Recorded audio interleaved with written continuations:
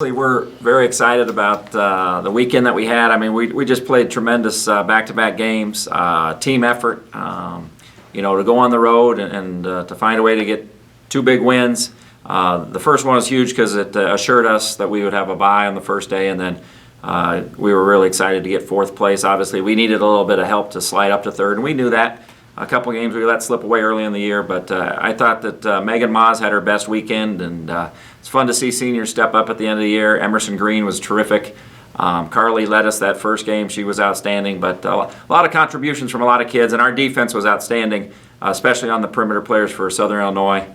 So a lot of momentum. That's 4 straight, obviously against teams that are 8 and 10 seeds in the tournament, but it still builds a lot of confidence, momentum. And we need it heading into Friday because we got a huge challenge with Bradley. I think they were picked second in the league. They finished 5th, but they are as good a starting 5 as there is in the league. I think they'll have 2 off-conference kids once that comes out. I would believe that both Hack and Petrie will be all-conference, and so it's a huge challenge for us. We were able to split with them with the exciting win with Cam hitting the last second shot and on the road. So we'll get today off, and then we'll have a couple good days of practice and head down to the Quad Cities, and we're just so thankful after what happened a year ago, being on the court when the tournament was called, to get this opportunity again to be able to play in hoops in the Heartland. And we're just taking it one game at a time. We're not even going to look at the bracket after that, but just getting ready for Bradley. Any questions?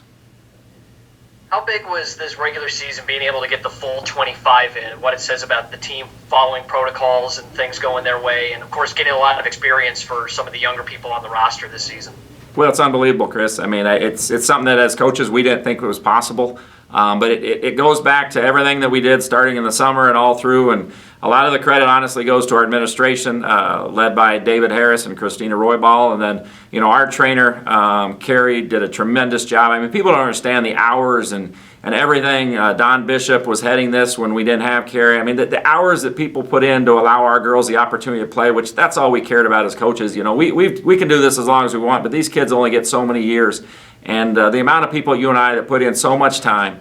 Going to testing once a week and then every day. I mean, it's pretty special, and we feel very fortunate, and we're just excited and hopeful we can stay healthy this week and get a chance to play down in Moline. 13th consecutive season at 500 or better in the Valley, 12th consecutive year finishing into the top half of the conference. What really about this program speaks to the kind of consistency that this program year in and year out has been able to put together in terms of its performance? Well, I think it starts with our upperclassmen and just having such a good base of a junior and senior class, and those are the kids that lead us. And obviously we're sparked by some freshmen this year that have played really good basketball, but we've been able to maintain a lot of consistency in our roster. Haven't had a lot of kids leave, and our kids believe in how we do things. And although it's not always perfect, it's not always pretty. We found a way, and I know that Coach Warren and myself, when we sit back being a part of every one of those years and whenever our careers are over, I think that's probably going to be the thing we're most proud of.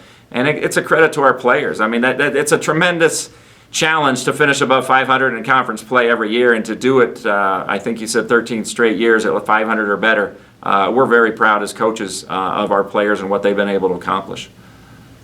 How big of an X factor is Emerson Green for this contest, given that she missed the opening series with Bradley and she's been playing so well since coming back from that little 2-game absence? Well, I think she's a huge factor, and she's a really important kid against Bradley because of her size, and Bradley has such great length on their backcourt with both of the Petrie sisters, and Emerson can score, obviously. She had a tremendous offensive weekend against Southern Illinois, so I mean, she's a huge piece. Every kid that we have in the rotation is a huge piece, and we're just glad to get her back, and the opportunity is 40 minutes, and who can survive in advance and find a way to get a chance to play on Saturday.